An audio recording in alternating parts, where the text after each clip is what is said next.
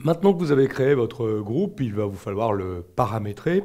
C'est ce que nous allons faire dans cette vidéo. Je reviens sur le groupe IT développeur qui vient d'être créé par Alex. Je vais cliquer tout simplement dessus pour accéder au flux d'activité de ce nouveau groupe. Je vais pouvoir directement à partir de là cliquer la petite roue crantée ici qui va me permettre de rentrer dans le paramétrage du groupe.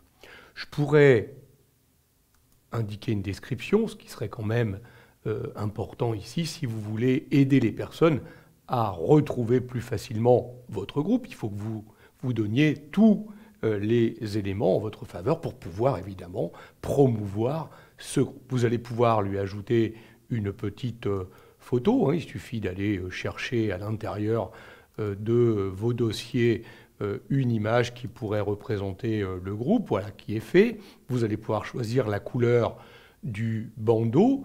Donc soit vous prenez une couleur parmi celles proposées ici, soit vous pourriez voyez, mettre carrément une couleur en format web si vous le souhaitez. Vous allez choisir un modèle et vous pourriez déterminer déjà les membres et même si vous avez plusieurs membres, indiquer s'ils doivent devenir administrateurs du groupe. Je vous rappelle que seuls les administrateurs pourront par exemple publier des annonces ou seuls les administrateurs auront la possibilité de marquer une bonne réponse sur certains postes et auront la possibilité d'accéder au paramétrage du groupe.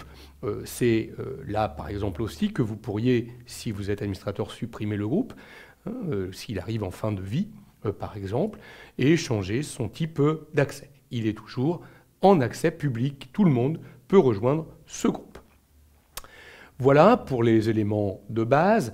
Ensuite, attention, ça n'est pas terminé. Vous avez vu que sur le côté droit, vous disposez ici d'un volet relativement intéressant pour pouvoir ajouter toute une série d'éléments à disposition des membres de ce groupe.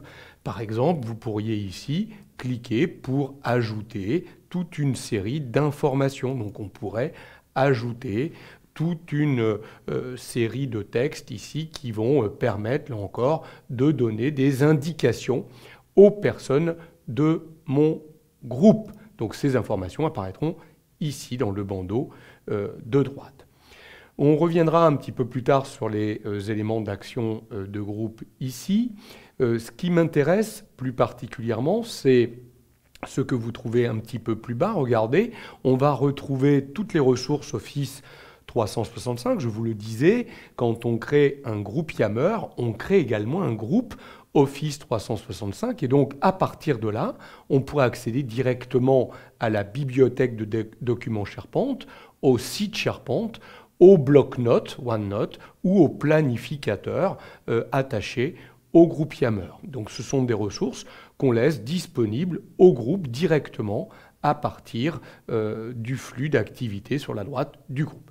Vous allez pouvoir, et ça va être intéressant, ajouter un certain nombre de documents ou de liens vers des URL que vous voulez laisser à disposition de votre groupe. Donc il suffit d'aller chercher certains fichiers sur Yammer ou SharePoint, dans votre bibliothèque SharePoint, ou d'établir des liens, autrement dit d'indiquer des URL qui sont intéressantes, notamment pour le groupe. Donc à vous d'épingler comme ça toute une série de fichiers ou de liens qui pourraient être très intéressants pour ce groupe IT développeur. Et vous pourriez même indiquer des groupes liés, autrement dit relier ce groupe à d'autres groupes, simplement en proposant directement ici dans le volet de droite les groupes en question. Il suffirait simplement de commencer à saisir le début d'un groupe. On pourrait par exemple décider qu'on veut proposer le groupe veille bureautique, pourquoi pas aussi à partir de ce groupe IT développeur.